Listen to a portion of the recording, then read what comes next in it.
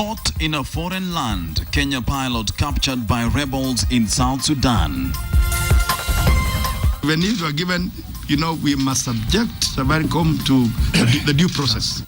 Failure to launch. Committee freezes multi-billion shilling security project. Wanted to see whether he will give us more light in terms of what is his position, what is his take. In search of the Anglo-leasing ghosts, Tycoon Deepak Kamani grilled again. Kama ngaambiwa nirudi kwenda nyumbani, siwezi kufuata. Mimi namwambia nitakurekebisha, ananiuliza, unanirekebisha niende wapi? And waiting for mercy, old and sick prisoners rotting behind bars. This is KTN Prime with Nancy Kachungira and Wilson Buru.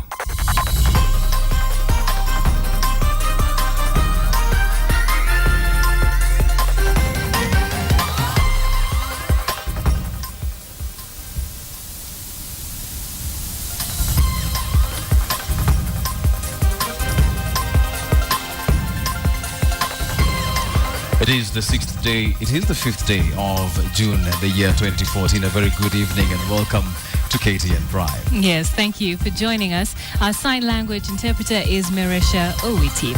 And we begin tonight in South Sudan, where 2 Kenyans are being held by the rebel forces over an alleged assassination plot. Now, the rebels claim that the 2 Kenyans, a pilot and his passenger, chartered a flight over their airspace in Jonglei without authorization. They also claim that the 2 Kenyan nationals are hired guns sent by Sudanese President Salva Kiir to carry out political assassinations. Well, we'll have that story together with an interview. That's correct. We will be speaking to the SPLA spokesman, that's Brigadier General Lul Rai Kong. We'll also have on the phone from Juba the South Sudan Foreign Affairs Minister Benjamin Marial later on. And we'll get some clarification on that story. But let's come back home, and the government will have to wait a little longer to begin installing CCTV cameras in major cities. That's right. Parliament's National Security Committee has instructed the state to suspend the signing of the security contracts with Safaricom. Ashamwilo has the details. Behind closed doors, the Interior Cabinet Secretary and his team sat before Parliament's Security Committee to defend the government's contract with Safaricom for the installation of a security surveillance system. And after the 3-hour session, the committee chairperson emerged to declare, We have instructed the minister to actually suspend any signing of this contract. Criminals. Although the state has already set the ball rolling, even releasing an infomercial by the president to rally Kenyans behind the initiative, the MPs say government will have to wait. They've tried to conform with the Public Procurement and Disposal Act, but we are not at this stage satisfied that we've gotten the correct information for us to give it a clean bill of health and for the House to approve. Security analyst Francis Maina had weighed in on the dangers of rushing the tender. Safaricom is a private entity. They have no job description in our constitution to spy on behalf of the government. And there is no law through Parliament that has given them the mandate. The committee says expert opinion like that of Francis cannot also be ignored. Somebody can actually hack it, or even infiltration by terrorists or foreigners. So we've actually addressed those issues, and that is in the report of the committee. Last month, the president ignored protests from members of the National Assembly and instructed Treasury to pay 1.4 billion shillings owed to 2 firms linked to Anglo leasing. It's not clear whether the executive will heed this new order from the Security Committee. The committee says it will release its report within the next few days after probing Safaricom CEO Bob Collymore, as well as the Communication Authority of Kenya. This controversial security contract is now under probe by 2 arms of the government, while the Kamama-led committee investigates whether the government flouted procurement laws by awarding this contract to Safaricom. The High Court is set to hear a petition lodged by activists who are discrediting the government's decision to single-source the installation of this surveillance system. Asha Mwilu, KTN, Nairobi. Now, there has been a lot of noise being made about this particular contract, with people asking questions, how is this going to be handled? And tonight we're asking, do you support the Security Committee's order to suspend Safaricom CCTV tender? Do you support the Security Committee's order to suspend the Safaricom CCTV tender? Yes, we'd like your opinion tonight, and you can give that to us by tweeting us at KTN Kenya, at Kachungira, and at Wilson_Mburu. You can also SMS us on 22155. Start with a yes or no, leave a comment, and we'll take a look at what the polls are saying at the end of the bulletin. Now, that question of security is right at the center of the now controversial Anglo leasing contracts, and here's a new development on that front tonight. Earlier today, businessman Deepak Kamani was picked up and interrogated for hours by the Ethics and Anti-Corruption Commission on the scandal. Rita Tinina is following that development for us. Tycoon Deepak Kamani was picked up from his Spring Valley home by Ethics and Anti-Corruption Commission officials at 7 a.m. Kamani, who had on Wednesday evening been summoned to appear before anti-graft officials, was taken to the EACC headquarters at Integrity Center at around 8 a.m. For 5 hours, he was interrogated over the decade-old Anglo leasing scandal. We needed to have a discussion with him about the Anglo leasing issue. His role in various entities that have been mentioned as we investigate. He has had a hearty interaction with the investigators, and he has answered all their queries to the best of his ability. The businessman had in March moved to court seeking to block the EACC from investigating him over the Anglo leasing scandal, but lost his bid. Kamani becomes the first to be interrogated over the Anglo leasing scandal since the government paid 1.4 billion shillings to 2 Anglo leasing firms owned by Anura Pereira. We wanted to see whether he will give us more light in terms of what is his position, what is his take on the way the contracts were done. Who signed them, according to him? Who did they bind? What action has been taken about the contracts and matters like those. Anglo leasing companies are demanding payment of a further 3.5 billion shillings, with the country expected to fork out another 1.2 billion shillings in interest for delayed payment. On Tuesday, CORD leader Raila Odinga demanded for a refund of the money paid to the Anglo leasing firms. He maintains Kenya shouldn't have paid. Ile uchunguzi ambayo ilifanywa na Bwana Gidongo ilionyesha kwamba kuna pesa dola milioni 200 ya Kenya ambayo ililipwa, ambayo kwa njia ambayo haiko halali. Hiyo ni shilingi bilioni 16 ambayo inakaa kwenye account kule Uswisi. EAC chairman Mumo Matemu, who was speaking in Mombasa, says more people could appear before the commission over the Anglo leasing scam. There are a number of names that are featured in the investigation, and as we go on, when it is appropriate, we will be able to tell you when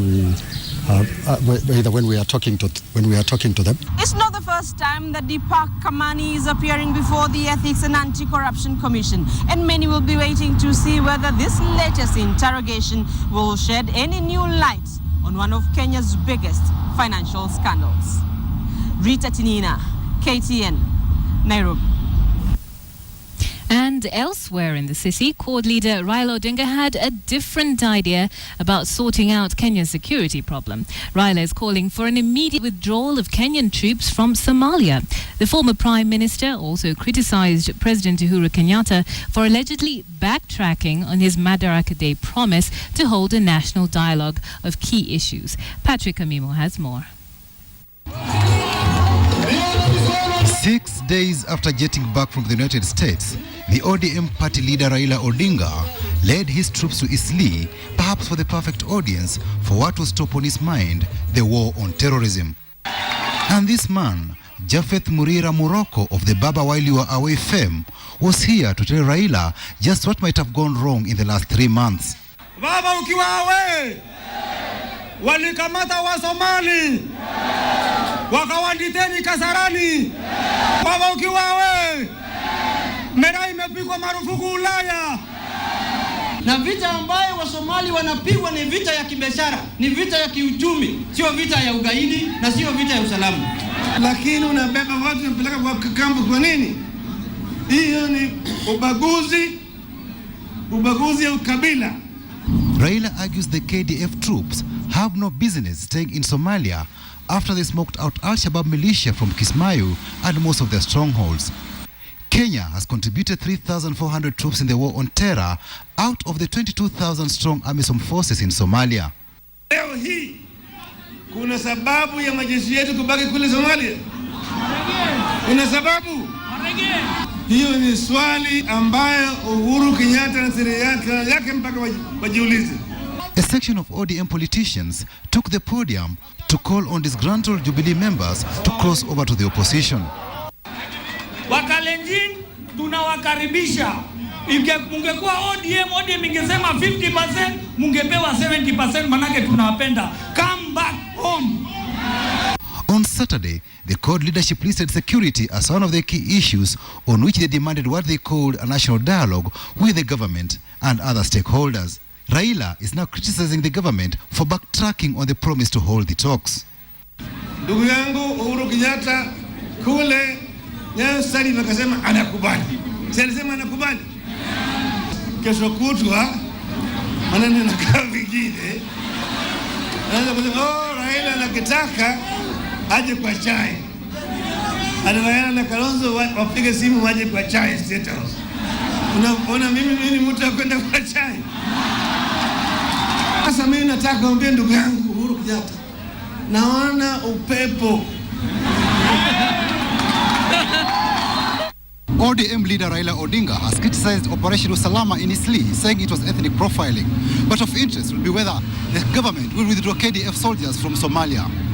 Patrick Amimo, KTN, Nairobi. And now for the other side of the coin, in Nyeri, Deputy President William Ruto dismissed CORD's criticism, saying that the government would not be swayed. Ruto and other Jubilee leaders spoke during the burial of Nahashon Gachagua, the father of Nyeri Governor Nderitu Gachagua. You don't do it by demanding for a meeting and asking for things by force. Unaomba kwa sababu uko kwa baridini, wabie ndugu kuja karibu tukunywe chai. Uingie ndani kidogo, usikie joto. Namna hiyo. Kwamba hii kuna kelele hapa kidogo, lakini hii kelele ni kawaida. Tumezoea. Hii ni makelele tu ya kawaida. Nasikia gavana amesema wanasukumwa na MCA pande hii, wanasukumwa na senators pande ile. Hata sisi tunasukumwa. Ukisoma gazeti leo wabunge wanatusukuma, wale watu ya story mingi huko wanatusukuma, wanatufanyia mkutano, lakini hiyo mukae ngumu kama sisi. Tukae ngumu. Hii kitu lazima tuhakikisha kwamba inafaulu. Very important lesson there. Now let's go back to that story that we had promised you, where two Kenyans are being held by the rebel forces of an alleged assassination plot in South Sudan. The rebels claim that the two Kenyans, the pilot and his passenger, chartered a flight over their airspace in Jonglei without authorization. They claim that the two Kenyan nationals are hired guns sent by Sudanese President Salva Kiir to carry out political assassinations. But as Edith Kimani reports, President Kiir's government has a completely different version of this story. At the beginning of this week, a Cessna Caravan aircraft left Kenya for South Sudan. Rebels, allied to South Sudanese Vice President Riek Machar, claim that the small aircraft, reportedly owned by an air charter service business at the Wilson Airport, ended up in Jonglei, a rural state of South Sudan bedeviled by violence and under the control of rebel forces. According to the rebel forces, a marker on the tail of the aircraft drew their curiosity, and upon further inspection, they found two Kenyans, a pilot and an unknown passenger in the 19-seater plane. The rebels claim the two did not have authorization to be flying over the airspace. The rebels also claim the two were armed. The pilot was reportedly carrying two guns, while his passenger was allegedly carrying two sister silencers. These two Kenyan nationals, according to the rebels, were hired by President Salva Kiir to carry out assassinations of top rebel leaders. The two have since been taken into rebel custody. The government of South Sudan, however, has a different version of events. Benjamin Marial, who is a foreign affairs minister in South Sudan, spoke to KTN and said the aircraft was on a humanitarian mission to Jonglei. His version of events, like that of the rebels, begins in Kenya from where the aircraft left and ends in Jonglei, where, according to him, the plane landed safely. He insists that the plane was carrying food aid. Upon arrival, the plane was allegedly attacked by the rebels and its occupants taken hostage. The government of South Sudan, led by President Salva Kiir, has been fighting rebels led by his former Vice President Riek Machar. The fighting broke out in December last year when forces loyal to Machar faced off with forces loyal to Salva Kiir. This story of the two missing Kenyans has once more brought the complex nature of Kenya's role as mediator into sharp focus. How Kenya's role as referee plays out in the increasingly changing relationship of Kiir and Machar is anyone's guess. But this latest development has shown that the war in South Sudan has spread its tentacles and is now claiming and targeting Kenyan victims. Edith Kimani, KTN. So we have one story and two different versions of events. Tonight, we're going to hear both sides. And I'm going to start with Lul Rai Kong. He is the spokesman, the military spokesman, that is, for the SPLA, who is in the studio with me right now. Thank you very much for coming. Now, you've come out expressly, and I've got your press statement here. You actually say these are Kiir's attempts to assassinate key members in SPLA. What kind of evidence are you basing these claims on? Yes, like you may have read on the statement, is that we were able to recover some firearms with a lot of rounds. And the information we are getting from our field commanders is that some of these pistols are silencers.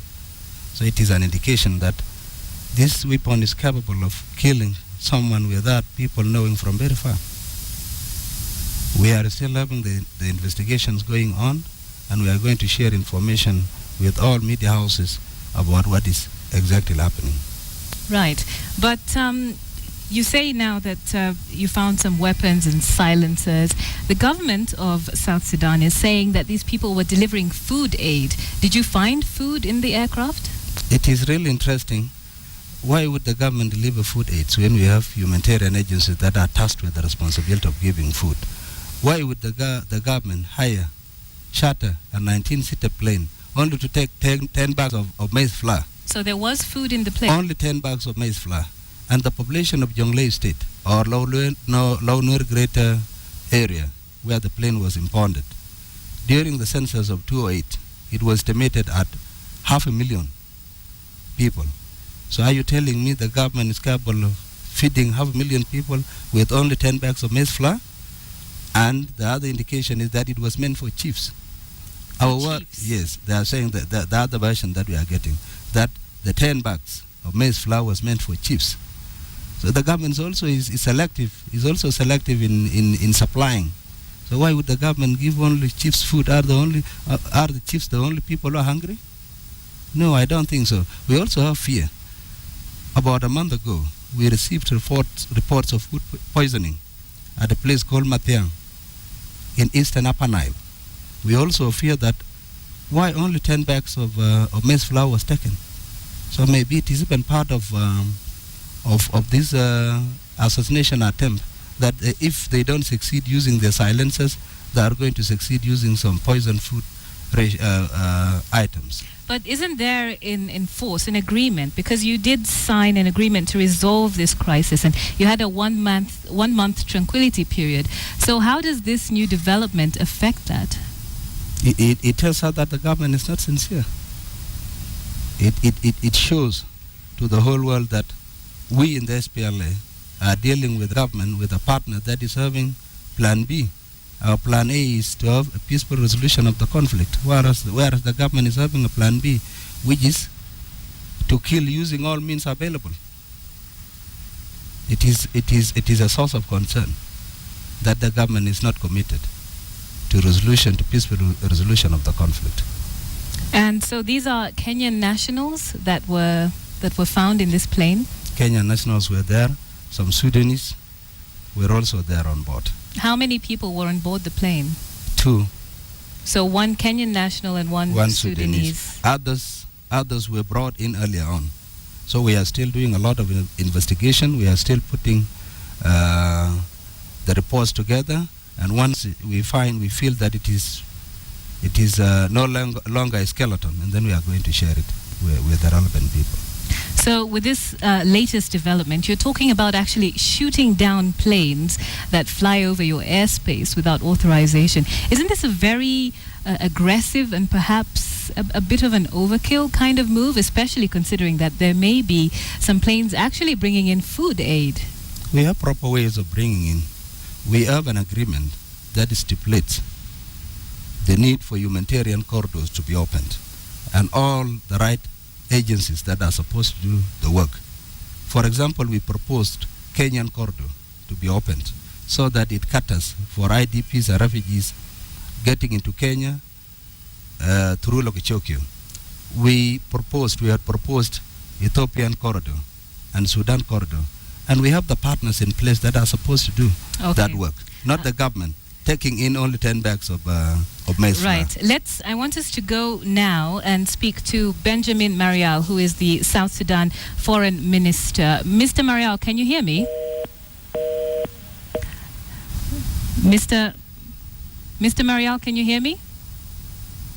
Okay. Unfortunately, we've lost him. We'll try and get hold of him once again. But you were saying that this actually breeds a lot of distrust as far as Salva Kiir's government is concerned. And we talked about you having an agreement in place. But have there actually been a 1-month tranquility period? No. So you're still fighting? We have been fighting throughout. And I've been reporting in my capacity as the military spokesperson for SPLA in opposition. And we have a detailed report indicating violations in all the fronts that we are engaged in. We have 3 active fronts: Jonglei State Front, Upper Nile, and Unity State. These are very active fronts. Hardly a day goes without any reports of fighting. So it is an indication that yes, the paper was signed, like any other agreements we had signed, the one we heard in February, the other one on the 9th of May. And we are not seeing any real implementation of that. So realistically, what's the way forward for South Sudan? Is there any hope for a peaceful resolution to this crisis? Yes, for us in the SPLA, we believe in that. But it is unfortunate that our partner only believes in military options, only believe in military means.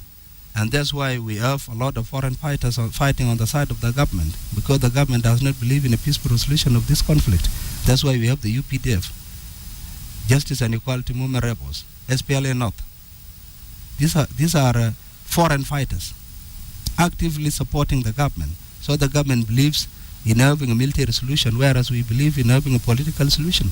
And that's why it's using all the tricks. But if you believe in a peaceful solution, and you're talking about shooting down planes that fly over your airspace. We have just given a warning. It happens. And actually the government is in the lead. But you also said just now that you actually are still fighting. So yes, we are still fighting. Do you really believe in a peaceful solution? Yes, we do. We have the right to defend ourselves. If the government is on the offensive and we are on defensive positions, it is our right to fight back in self-defense, and it's a given right. When you talk of giving a warning, it happens actually when the other party does not respect it. In Jonglei State, in the same state that we are talking about a year ago, a UN chopper was shot down by government forces in Lukwangule. It was mistaken for a chopper that was supplying the rebels in Jonglei State. So even in our situation, we had been cautious.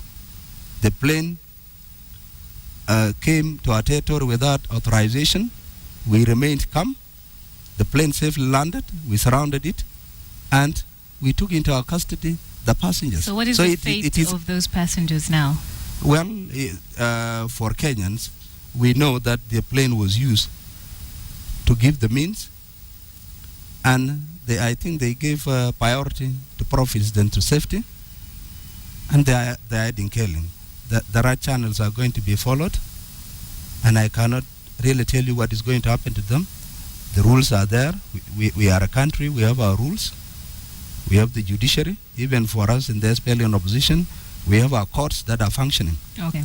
Well, thank you very much for you. coming this evening. Thank you very Unfortunately, we couldn't quite get hold of South Sudan Foreign Affairs Minister, but we will keep trying to reach him so that we can hear that side of the story as well. Talking about what's happening in South Sudan, where now it appears that it's a Kenyan national and a Sudanese national who have been taken captive by the rebels. And now we want to get the side of the story from South Sudan Foreign Affairs Minister Benjamin Marial. Mr. Marial, can you hear me?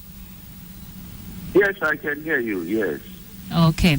Now, we just had military spokesman for SPLA here, and he's saying that this was definitely an assassination plot. What do you have to say about that? I think that is not true. First, this is a civilian plane that was carrying food to Yuai, which is the capital of Uror County. And in fact, the other Sudanese with him was the agent of the chiefs and the spiritual leader. So they sent a message here to Juba that they wanted food to be carried to them. So this plane had only food on it, and the guard for the chief and the spiritual leader. So there is no truth in what that person is saying. Again, the cessation of hostilities says that there should be free access of humanitarian aid to all the areas, including areas under the rebels as well as the government-controlled areas. What is one? If that is the area they control, what can one person with just a pistol say that he is an assassination? To assassinate who? I think this is a violation of the cessation of hostilities, and especially the delivery of humanitarian food. The chiefs wanted some food because they are starving in the area, and so this plane was sent. If it was going to come back safely, then a bigger plane would be sent in order to carry more food for the rest of the civilians in the county. So, can you tell us who authorized this food to be delivered? This is food. Yes, food is being sent by the government from here, from Juba, I said. They sent first, the chief sent a message that they wanted to send an agent to come and carry some food. So we sent the plane the day before. We went and pick up these Sudanese they are talking about that they have arrested. He came, and now on his return, then the plane was loaded with some food so that he goes back with it for the chiefs who had come because they didn't have anything to eat. So what about the presence of the pistols and the silencers on the aircraft? No, that is the police. That is the police of the chiefs. He is entitled to carry a gun with him. That is the police, a guard, and they know him. He's from the area there. And then after all, if the area is under their control, the plane we sent the first time, it went and came back with this person without any problem. And that's why the government had again to send something for those people who wanted the things as said by the guard who came, the one who's carrying the pistol. He's a guard of the chief and the spiritual leader. He's not even a member of the government. And so what does this mean for these talks that you're having with Riek Machar going forward? Clearly there's a lot of distrust. The government is for peace. The talks will go ahead, but you can see the rebels, in fact, are completely violating left and right the principles on which the peace is going to be built. That is, the free access of humanitarian assistance to the ordinary citizens of this country, whether they are in the government-controlled areas or where the rebels are. And that's what we are doing according to the agreement. But now, sometimes we hear from the rebel leader that he has no control on some of his troops, and I think this is what is happening, that these soldiers on the ground, these rebel soldiers might not even know what the leader has signed. All right, thank you very much for speaking to us this evening. That was on the phone South Sudan Foreign Affairs Minister Benjamin Marial giving us his side of the story. You're watching KTN Prime. We take a quick break now, but very, very much more still ahead. Stay with us. Welcome back. This is KTN Prime. Let's go to Mombasa now, and police in that town today intercepted just over 2 tons of ivory at a go-down in Chuda. A suspect is in custody while another is still at large. And as Ferdinand Omondi reports, police bosses are rather pleased with the officers who carried out the operation. Looking victorious but alert, armed police stood over the hall of tasks, which was uncovered early Thursday morning upon a tip-off from a civilian. The hall was discovered hidden in a godown in Chuda, all weighing at least 2.1 tons. In total, we have about 228 big tasks, and the small ones are 74. The Kenya Wildlife Service is said to pay the tasks to determine how many elephants were killed, but preliminary indications suggest a harvest from at least 100 adult elephants killed in Kenya and as far as the Congo forest. The brown ones could be from savanna elephants, which are mainly found within our country.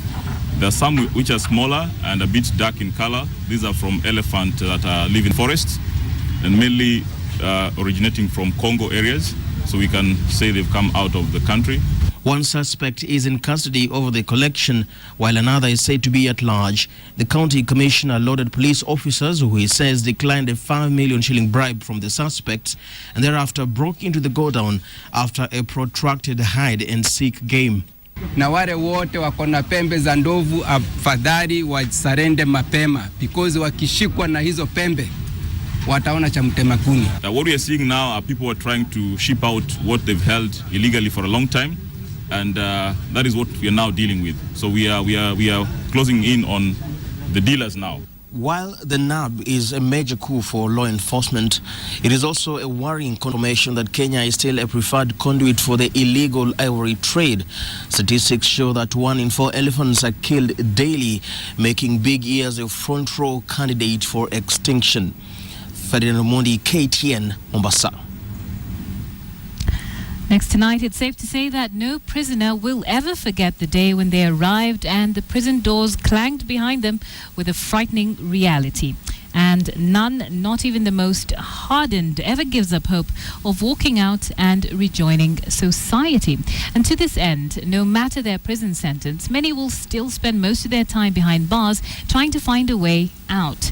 But for the elderly and the terminally ill, it's a matter of urgency. KTN's Wilka Senyabwa now tells us the story of the old and sick prisoners and the new concept called the power of mercy. The hospital block in Kamiti may just be the quietest place in the maximum security prison. Only the most critically ill inmates stay here. On good days, they bask in the sun, whiling away the hours between hospital visits. 44-year-old Stephen Mwoki can only watch. He was accused of robbery and condemned to hang. 2 other cases are still pending. He is now on treatment for tuberculosis. Nilienda nikapimwa, nikapatikana nayo, nikaenda nikapimwa kifua, nikapatikana na TB. Benson Duarte has spent the last 3 years in Kamiti. He was convicted of robbery and sentenced to hang. Doctors at Kenyatta National Hospital found that he was suffering from cancer of the throat. Daktari sasa nilikuwa naenda kupigwa hiyo picha. Ndio achukue jukumu ya kulitoa hii pipe hiyo ndani iwekwe ya plastic ndio maisha iendelee. The diagnosis means he now lives on bread soaked in a cup of milk taken once a day. Paulo Manguka and Mutisia Kivala have become fast friends. They are among the oldest inmates in Kamiti. Both were convicted of defilement. Paulo is scheduled to leave prison in 2021, but the details of Mutisia's incarceration are fuzzy in his mind.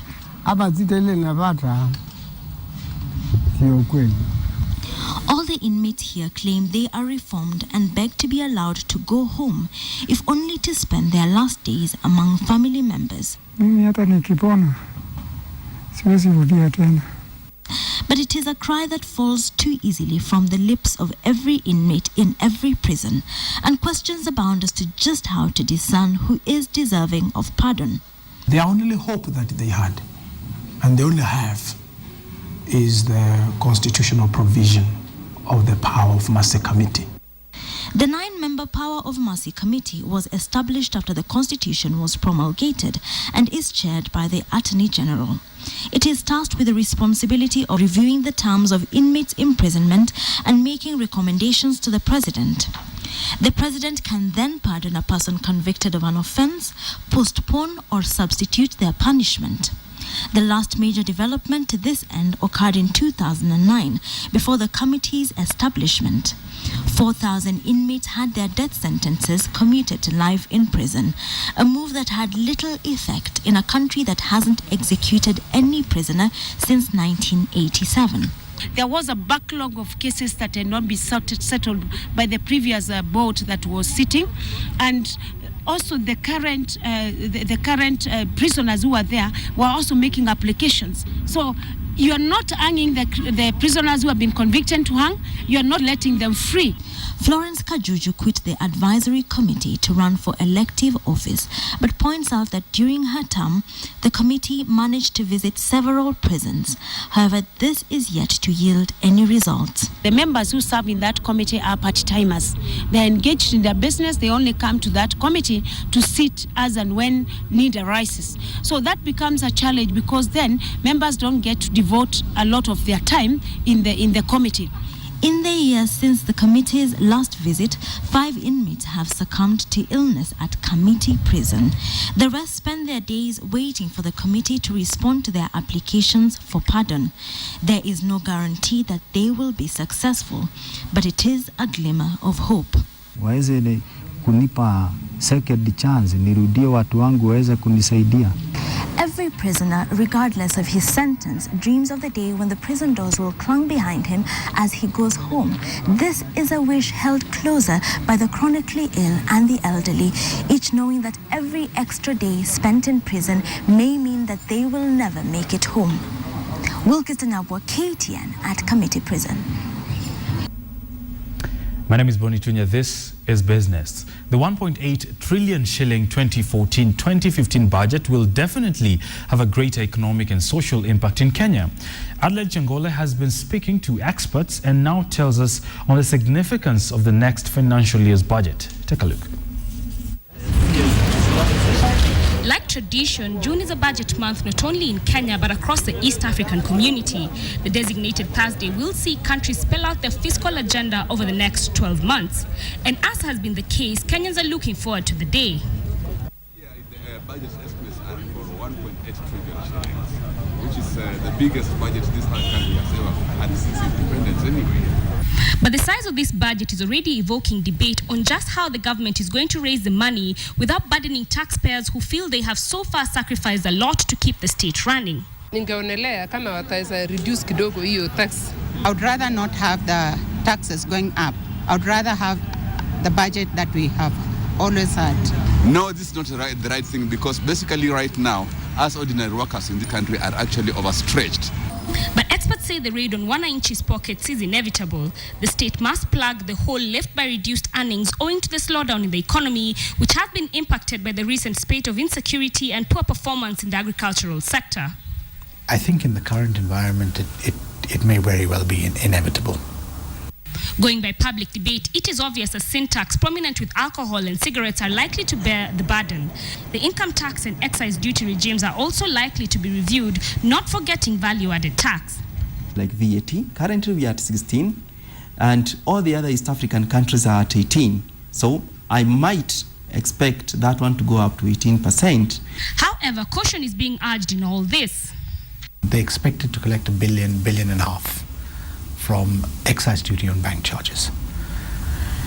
But yet, look at the impact it has had on the cost of doing business. But this burden can only be relieved of Kenyan taxpayers if the government became more prudent. So we can be able to fund this particular budget with all what we have, KRA collections and all that, provided you first of all deal with wastage. The 1.9 trillion shilling 2014-2015 financial year budget will force already struggling people and businesses to dig even deeper to fund the ever-growing government appetite for funding. Adelaide Chengole, KTN Business. Bureaucratic procurement processes are a major hindrance to absorption of development funds in Kenya. As the 2014-2015 fiscal year budget beckons, analysts are suggesting it is time to change these processes. Here's KTN's Charles Gitonga with that story. At the end of every financial year, reports trickle in of funds not utilized as desired in the country. This has largely been attributed to procurement procedures. However, other factors too play a role in this. Other reasons, for instance, ministries, departments, and agencies not putting in place project management teams to fast-track implementation of the projects. You may have a budget, but if you don't plan better, you will not be able to spend it. And it is a pity that budget earmarked for development goes back to the treasury without being spent. In the previous financial year, a total of 339 billion shillings was returned to Treasury by various ministries and agencies. This means that out of the 1.15 trillion released to them, they only spent 814 billion, representing an absorption rate of 70%. This performance is said to be low if the economy is to grow as anticipated. Emphasis is on the country spending development funds, because it is through spending development funds that you spur economic growth. In the coming week, National Treasury Cabinet Secretary Henry Rotich is expected to table the 1.8 trillion shillings 2014-2015 budget. In this, 116.7 billion has been set aside for ongoing and new road projects and 43.6 billion to energy-related initiatives. Experts affirm that the government must come up with measures to spur spending on development. We want to see a better planning through procurement plans developed well in advance, driven by the priorities of the counties. So that better planning will ensure that the procurements are done in good time and spending is only focused in areas where they need to be spent. These two are speaking to KTN on the sidelines of Institute of Certified Public Accountant of Kenya's annual general meeting. Charles Gitonga, KTN, Business. Away from budget matters, Kisumu-based Muhoroni Sugar Company is unable to sell its sugar due to overflowing warehouses as a result of the local dealers shunning its products for cheaper imports. Here's KTN's Fredo Mulo. The increased importation of sugar into Kenya that began in December is about to claim its first victim in Muhoroni. The miller is unable to sell its product that goes for 3,600 shillings per 50 kilo sack against a market price of 3,400 shillings, a result of imported sugar. If we don't get an alternative of disposing the sugar between today and Friday, then by Saturday we'll not be able to continue. Muhoroni stores now only have enough space for a day's production after exhausting all its space and even storing some of its produce in a vacant hall. As a consequence, the miller is unable to pay farmers 270 million shillings despite holding 80,000 sacks worth 320 million shillings. The only option now available for Muhoroni sugar, if production is to continue, is to dispose the sugar at whatever price. Auxiliary department like his soccer team are now facing a similar cash crunch. For the last 6 years, we've been having some activities that we are partnering with Muhoroni Sugar Company. If they close, automatic youth will lose some jobs in the area. And 1,000 employees also face redundancy within the next 24 hours, while another 5,000 indirect employees will be deprived of their livelihoods if a solution is not found soon. The paradox of the Kenya sugar industry has finally brought Muhoroni Sugar Company to its knees. On the one hand, the country has some of the most efficient factories in the region, but on the other hand, global economics will not allow them to operate optimally. Fredo Mulo, KTN Business.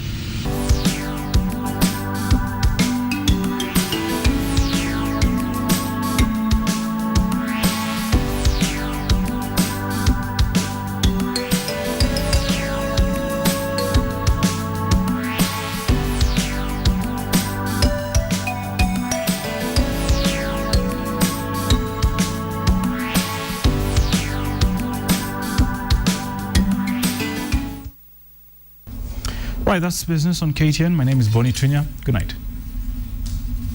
Indoor 3,000 meters champion Caleb Mwangangi qualified for the 5,000 meters finals at the National Athletics Championships, Commonwealth Games and the Africa Championships trials that started at the Nyayo National Stadium today. The trials got off to a slow start since most of the Kenyan elite athletes are in Rome for tonight's Diamond League Gala, where actually Silas Kiplagat won the 1,500 meters race. But let's have a look at how it was at the Nyayo National Stadium. After Athletics Kenya reversed its earlier decision to recall elite athletes who were registered for Thursday night's Diamond League in Rome, day one of the national championships lacked the star quality associated with the national championships that gave new faces a chance to shine. All the track finals have been reserved for Saturday. Fresh from winning the 5,000 meters race at the Eugene Diamond League last weekend, 3,000 meters world indoor champion Caleb Mwangangi easily qualified for the 5,000 meters finals after clocking 13 minutes 42.4 seconds. He will be joined in the finals by, among others, Isaiah Koech, Douglas Kipserem, and Leonard Oloitip-Tip. I'm ready to represent Kenya in both events because this year I was training for both events, and then I was looking for if I can get the medal and then make the team to the World Cup. The 1,500 meters men's race attracted a strong contingent. Haron Kitani, who has been out with an injury, won his heat. James Magut, Bethel Birgen, and Nixon Chepseba are some of the other athletes who will take part in the semi-final on Friday. 10 p.m. Northern Prison, Nairobi. The 400 meters men's race welcomed back Alphonse Kishoyan and Boniface Mweresa after being off the track on Kenya Defence Forces duties. Kishoyan clocked 47.7 seconds to qualify for the next round and heightened his chances to make the Commonwealth Games team. Anagopa kidogo juu. So like me niko the other month January kwa mswatano haja on shape. Everybody anajua position yake. So it's just like nimeingia tu. So Kishan will, however, have to battle it out for a Commonwealth Games slot against defending champion Mark Mutai, Solomon Boga, and Newton Rono, who also qualified for the next round.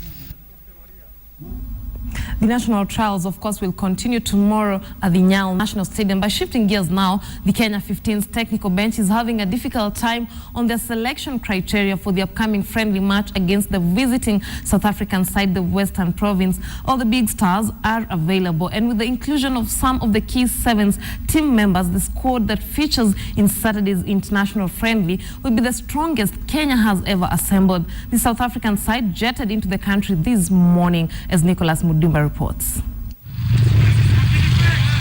Playing on home soil against a team which beat them during the Vodacom Cup in South Africa 2 months ago will only mean one thing, that the Kenyan 15th team will go all out for revenge. The inclusion of 7 players in the squad has added speed and tact in the team. William Baka is also back to the squad after leading his French side Lyon Olympique to top flight rugby.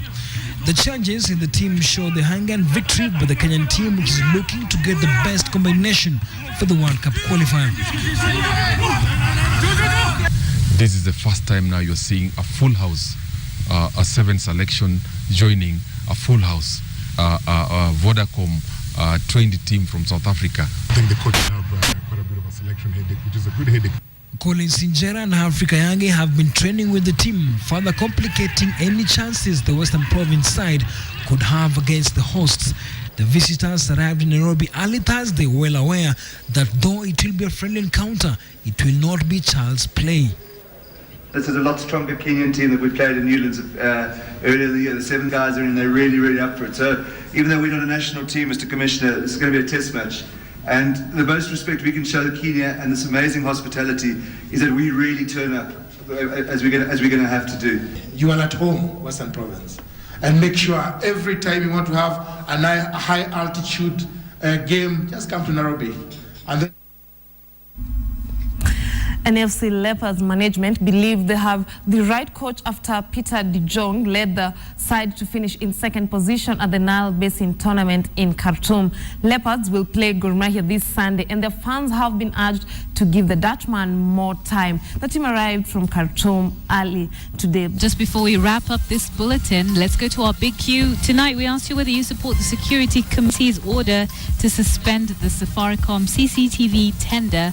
Let's take a quick look at some of your tweets. Andrew Terrigan says, well, Safaricom is a profit-making venture. It's not CSR. They should keep away from security affairs. Mohammed Noor says, of course, the project is questionable.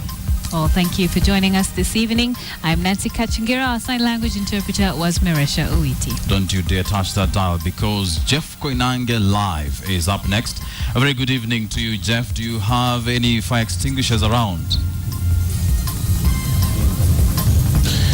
Thank you very much, Nancy and Wilson. And yes, he is welcoming you all to Jeff Koinange Live. And you know, if it's Thursday, it's all about inspiration. Tonight, ladies, this one's for you.